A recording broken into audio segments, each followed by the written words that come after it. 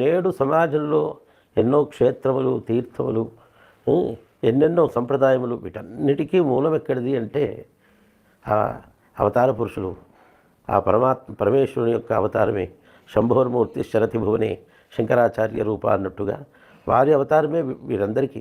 చాలామంది చెప్తారు, మిగతా సంప్రదాయం వాళ్ళు కూడా మాకు ఒక మార్గ దర్శనం అక్కడి నుంచి ఏర్పడింది అని ఒక బాట వేశారు. అందువల్ల అటువంటి వారు చెప్పినటువంటి ఆ ప్రస్థానత్రయాల్లో కానీ ఇతర ప్రకరణ గ్రంథాలు అందరూ అన్నీ కూడా చూడలేరు.